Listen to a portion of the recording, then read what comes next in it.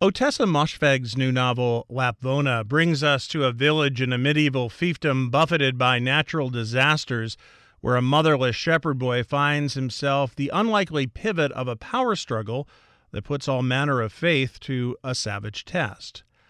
Ottessa Moshfegh's first novel, Eileen, was shortlisted for the National Book Critics Circle Award and the Man Booker Prize and won the PEN Hemingway Award for debut fiction. My Year of Rest and Relaxation and Death in Her Hands, her second and third novels, were New York Times bestsellers. The latest novel is Lapvona, and it's a great pleasure to welcome Ottessa Moshfegh to this week's book show. Thank you very much for being with us. An absolute delight to have you on the program. It's great to be here. Thanks, Joe. What brought you to want to write about this particular time? How do you define the time that this tale is told? I define the time that the tale is told as being maybe from around the late Middle Ages, from a time long, long ago in a place far, far away. And, it was interesting to me that my associations with things like medieval literature or movies or fairy tales that all happen around this kind of time or era in human history had with it a sense of the fantastic. And I was interested in capturing both the grit and hardship of a very difficult time, as well as the magic of fairy tale. So with that, the grit is really gritty. And the magical part comes in, but it's not maybe quite as magical as you would think or some would even want it to be, right? Well, I think it's probably more in line with grim fairy tales than it is Disney. Yeah, I don't think this is really Disney. But it No, is. but there But but there is an old lady who can talk to the birds. and was that a comfortable place for you to be as a writer? It was also a really unexpected place. I didn't expect to be writing Lapvona when I did. It was an unexpected time for us all. The beginning of a pandemic and lockdown, and all of my projects were put on hold.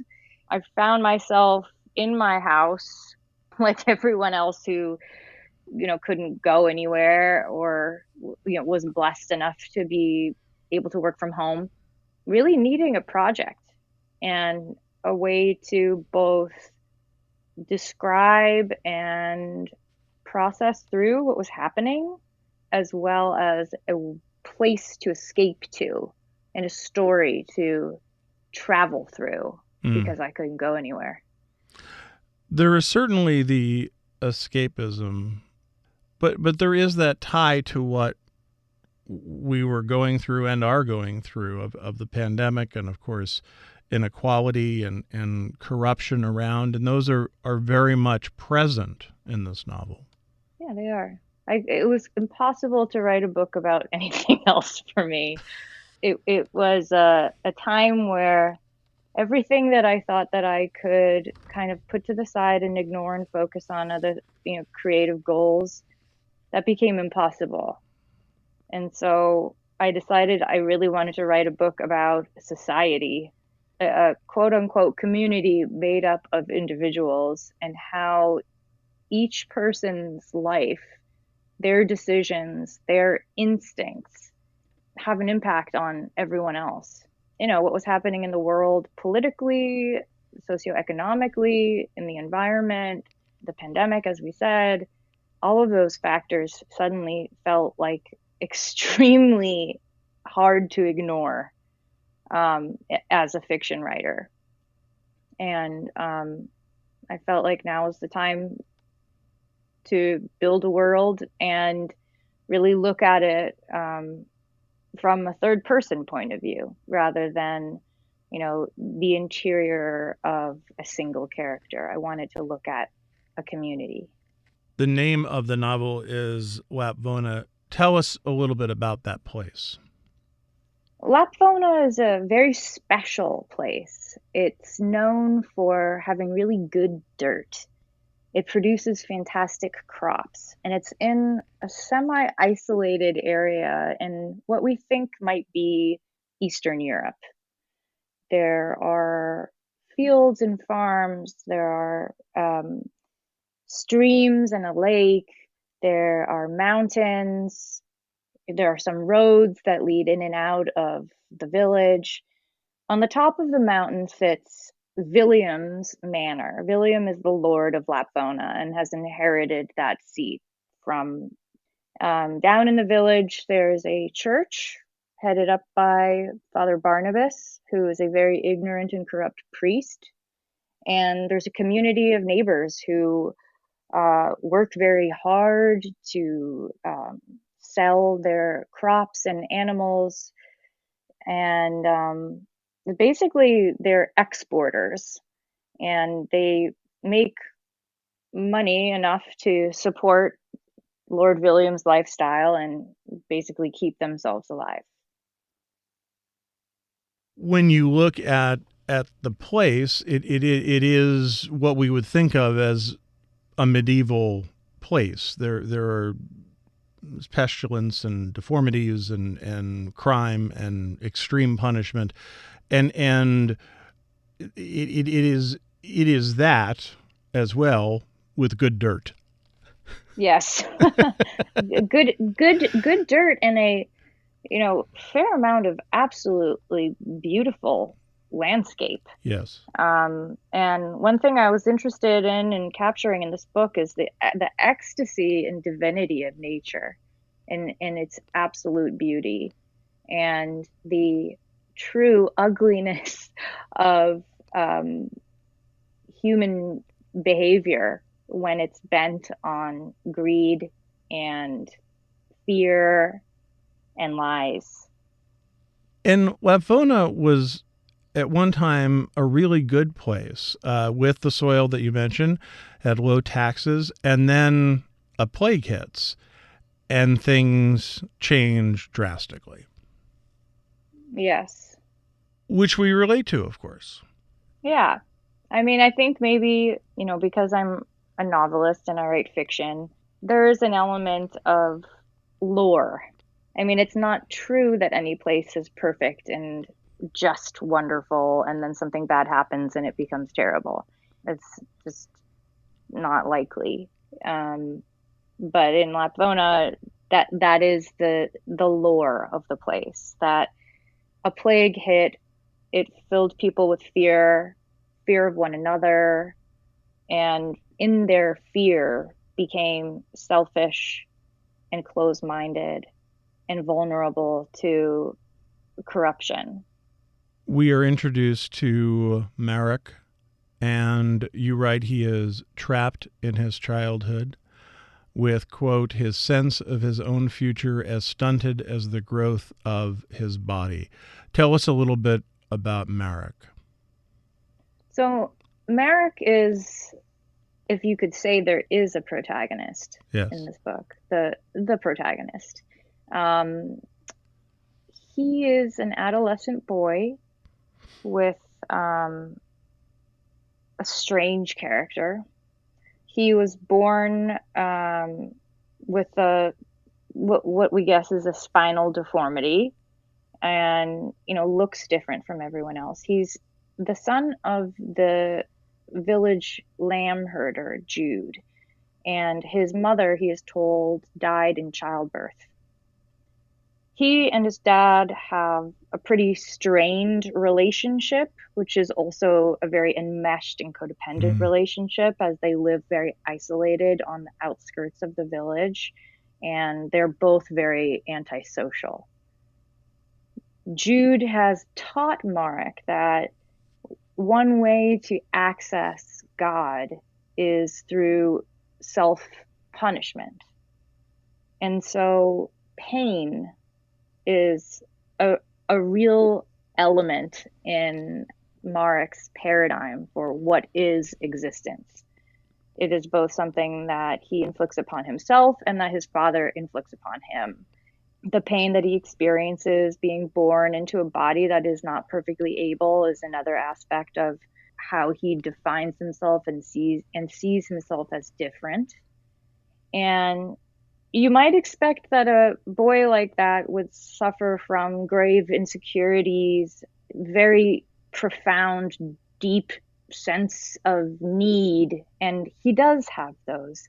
He has a great need for maternal love and looks for maternal love everywhere he can find it, even in dangerous places. Mm-hmm.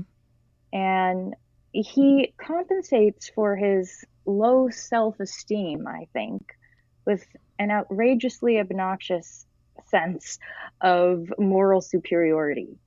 And that gets him into some trouble one day early on in the book, wherein he commits an act of accidentally on purpose violence. And that pushes the entire story of Lapvona into motion. And this brings up a transfer, a switch, if you will, of who Marek stays with. But you talked about that confidence. It almost comes as at least my reading of it was that, okay, I'm better than my dad. I think that he feels in some way that he's better than everyone. Yeah.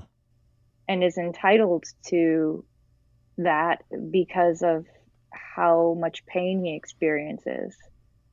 What is it like for you to write about cruelty, to write about the grotesque, and to also make it entertaining? Well, what I could say is writing about cruelty, the grotesque, takes as much effort and creativity as writing about, romantic love and Mm-hmm. beauty. I find there to be something inherently exciting about writing that elicits a visceral response in me as a reader. And so when I can write something that moves me, whether it's, being moved emotionally, spiritually, psychologically disturbed, or psychologically satisfied, or, anything, or disgusted, afraid, I'm having an experience alongside my reading experience in which my body is responding to what's happening in my imagination. And that to me is the most exciting part of experiencing narrative. So I don't shy away from what I think is, maybe unpalatable, because the world is full of unpalatable Mm-hmm. imagery and unpalatable people. I don't know. I feel like it's an interesting element for me. People ask me questions about this, and I say, well, I'm the kind of person who, like many of us, slows down on the highway when there's a wreck because I'm curious. Yes. And I care. It's not that I want to take pictures of the suffering victims of the accident and post them on the internet. I'm not profiting. Yeah. But if someone is suffering, I care. I also care that we're all mortal, and we're all facing the same inevitable end. This book was recommended to me in an independent bookstore, and there was a bookseller there who said, you have to read this is amazing, and handed it to me. And an older bookseller who was there turned and said, make sure you read just the first page so you know what you're getting into. So I did, and I was like, oh, I want to be in this place. Mm-hmm. I want to check this out. We were having a small discussion about it.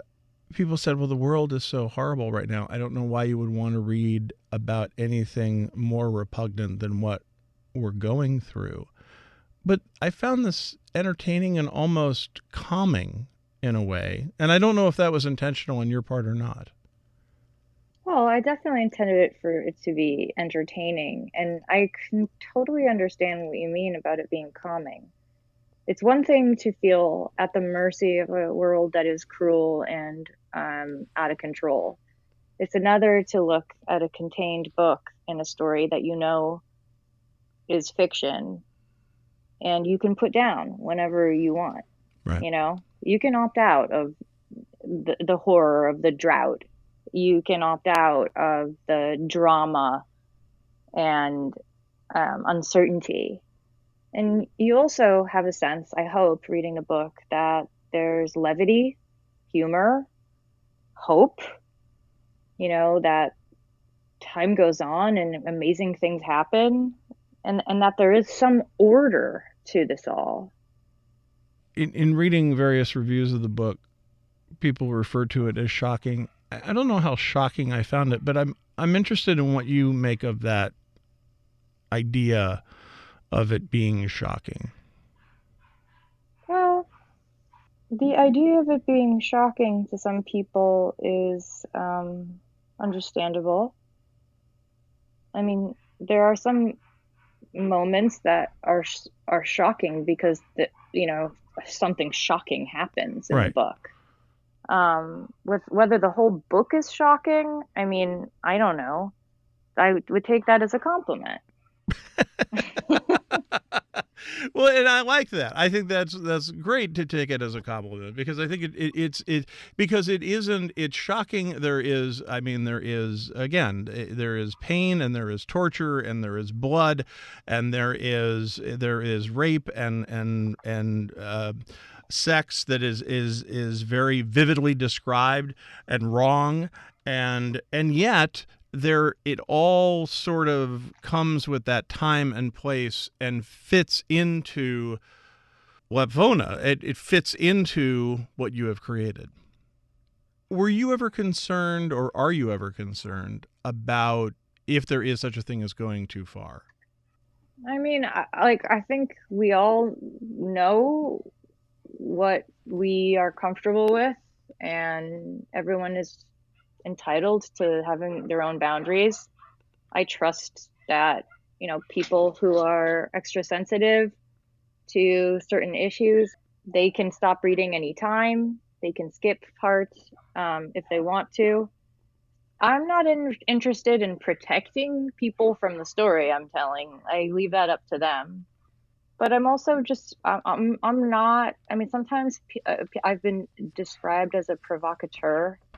I really don't like ever think of myself that way. I'm just trying to write the most interesting story that I can, that fascinates me enough that I could do it. Um, and, um, I care deeply about what it means to be an artist and a member of the human race. And I'm trying to connect and communicate something I couldn't otherwise do if I wasn't writing fiction. So, There is a review in the Atlantic: through a mix of witchery, deception, murder, abuse, grand delusion, ludicrous conversations, and cringeworthy moments of bodily disgust, she creates a world that you definitely don't want to live in, but from which you can't look away, which gets back to your accident analogy. Do you think that line is apt, appropriate? I can understand why people wouldn't want to live in Lapvona. I wouldn't want to live in Lapvona. Um, Lapvona is not a great place for women. Doesn't really have any kind of support for writers. Most people are illiterate. Yeah, I mean, I would probably be kind of a shut-in if I lived in Lapvona. There's very much a strain of religion in the book, and much religion, and it doesn't come off well, obviously. I'm interested in your thought of making that a part of it, and what ultimately you wanted to explore in bringing religion into the story. I wanted to explore faith in all of its, in its infinite forms. And I think when, I mean, Lapvona is a really isolated place, and I thought that was an interesting setting to look at how faith functions, and as it as it is a part of religion, but also a part of just the human experience. And religion is something that is taught. It's a constructed system of belief that, comes with principles and stories. And in Lapvona, those stories are being mistold by a very uneducated priest in order to manipulate the populace to do whatever the Lord wants them to do. And I thought that was an interesting thing to look at, considering the way faith and storytelling works in our society today. I think more people probably spend more time watching Netflix than they do contemplating God. And that is a huge part of our development there. There's so much power in storytelling, and the stories that we choose to take in and build ourselves around characters, and we have opinions and all that stuff that we're responding to, is in a sense kind of a religion on its own, and has a lot to do with capitalism and the way that stories are built to hypnotize you. So I wanted to look at how faith can be used for evil, really. Not that I think evil is real. I just think that there's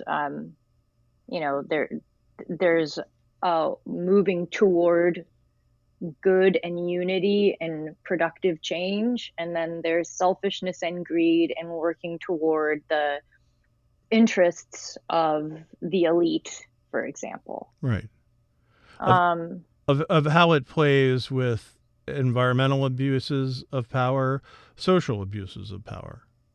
Yeah. And the abuse of power to the whim of a single person. Right. Do you always know how the story is going to end? I don't know, from the very beginning, but usually, a third of the way through my planning process, I'll get a glimpse of an image and an ambition or a feeling, and I'll know, okay, my goal is to get there. And in this case, I hadn't really figured out how I was going to get there, but I knew at the end that there was going to be a decision. And it was going to be a complicated one to understand. A complicated one to understand for readers and even for you in writing it? Yeah. I mean, I don't want to give anything away. Obviously, yes. Yeah, but it's the kind of decision that I completely understand and think is worthy of consideration in a lot of ways. Like, it's the question of, is it better to live a life of suffering than to go straight to heaven? I mean, if we think that there's an afterlife, do we? I mean, it brings up all of these questions for me. What is mercy?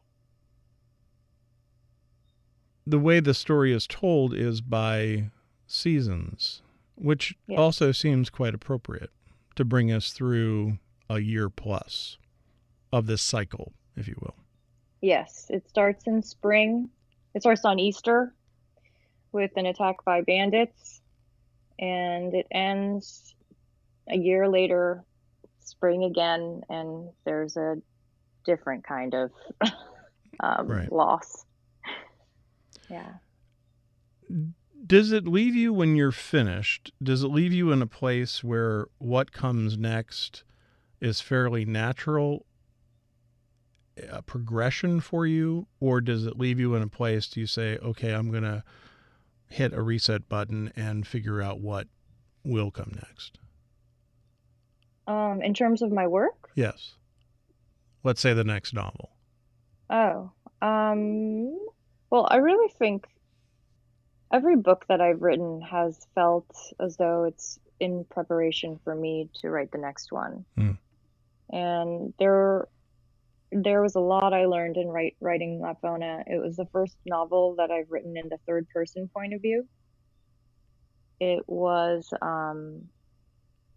a story that has a large cast of characters whose individual journeys are woven between them. And so I, had to develop a different sense of structure of a story. And I thought a lot about suspense and also about writing from the heart in a way that I had never before. And for me, if I don't have another project on the wings, I can get really depressed when I finish a novel. I can feel really stranded and purposeless. So I'm lucky that I usually have more than I can handle in terms of what's off stage and, uh, waiting.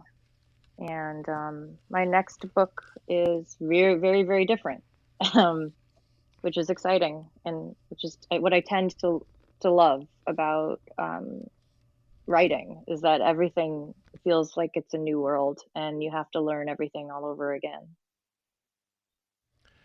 This novel is Lapvona. It is published by Penguin Press. Ottessa, thank you so much for being with us. A great pleasure to have you on the program. Thank you so much, Joe. It's great to talk to you. Ottessa Moshfegh's new novel is Lapvona. It is published by Penguin Press. We enjoy hearing from our listeners about our shows. You can email us at book@wamc.org. You can listen again to this or find past book shows via podcast or at wamc.org. Sarah LeDuc produces our program. Bookmark us for next